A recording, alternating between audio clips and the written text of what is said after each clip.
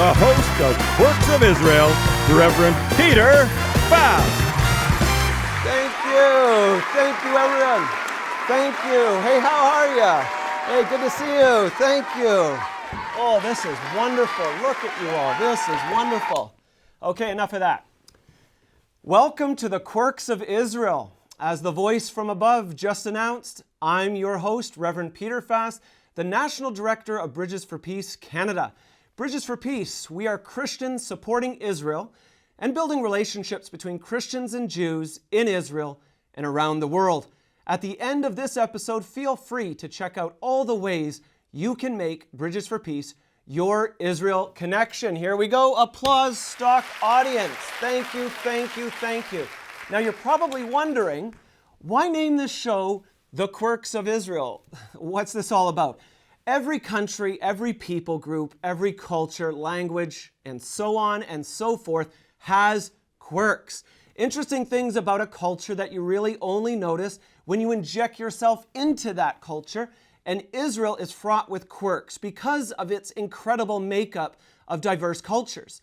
The other thing which caused me to lean in the direction of quirks is that when most people discuss Israel, they always talk about political issues or topics of security, such as terrorism or Iran, and that's a big one. Or they regale you with issues of religious tension, but put yourself in the shoes of an Israeli, and there's nearly 10 million of them, and think to yourself, would I want everyone in the world to think of my country purely in these terms? Does this even conjure up the reality of what Israel actually is? I mean, not to disregard these issues, but there is way more to Israel than just conflict, tension, politics, and religious expression. Israel is quirky. It is amazing. There we go. You have a mishmash of people from over 70 countries living in Israel, not to mention Sabra Jews. Now, these are Jews who are native born in the land of Israel, and as of 2020, that percentage amounts to roughly 78%. The word Sabra comes from a spiny cactus fruit that is prickly on the outside, but soft and flavorful in the inside. I've heard it said that this description represents Israelis well. Once you get to know them, beautiful people. Now, apart from Israeli Jews who hail from all four corners of the globe, sounds a bit like the prophetic words of Isaiah, Jeremiah, and other mentionables in the Bible, you also have Israeli Arabs, Armenians, Filipinos, Europeans, Circassians, and others living in the land. So you have all types of people living there. And then everyone else and their dog who visit the land of Israel as tourists. And that number at the end of 2019 was 4.55 million.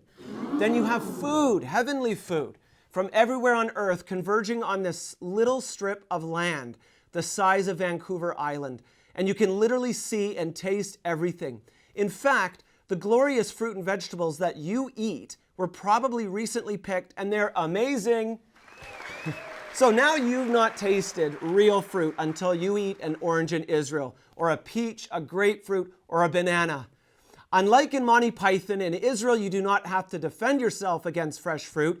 You eat it, and you love it. A quirky place? I think so. This is the perfect recipe for quirkiness.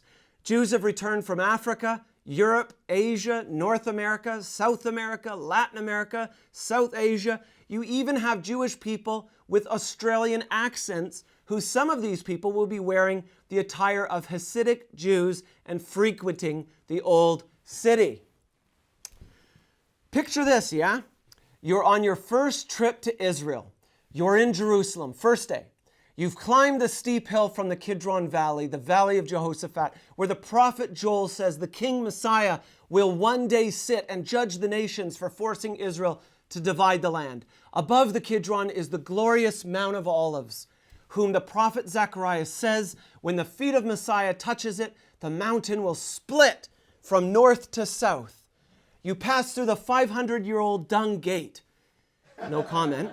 And then you pass the archaeological gardens to your right, which leads to the ancient southern steps to the temple, the same steps Jesus taught from, the same steps that Peter preached his sermon, and the power of the Holy Spirit descended with fire and wind upon the early believers. You are funneled to a gate and pass through as you catch your first sight of the Kotel Plaza, the Western Wall. You see the Israeli flag flying.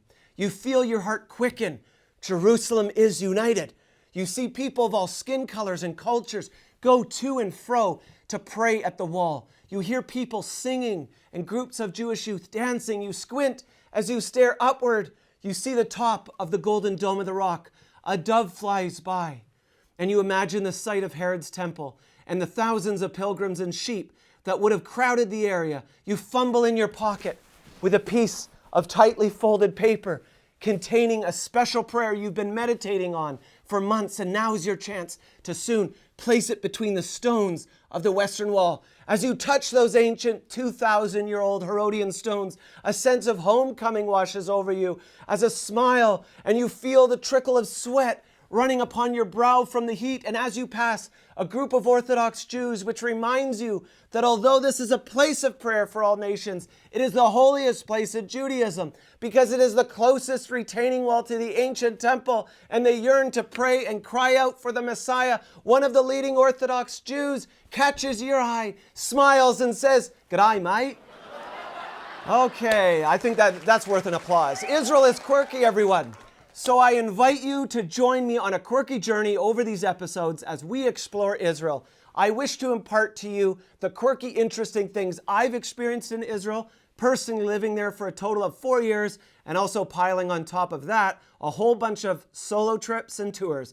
I've experienced the unique side to this glorious country, the reborn state of Israel, the only Jewish state in the world, the only democracy in the Middle East, and I want to share this all with you. Embark with me on episode 2, Visiting Israel, as we journey into the heart of quirky Israel and explore ancient and modern geography and people.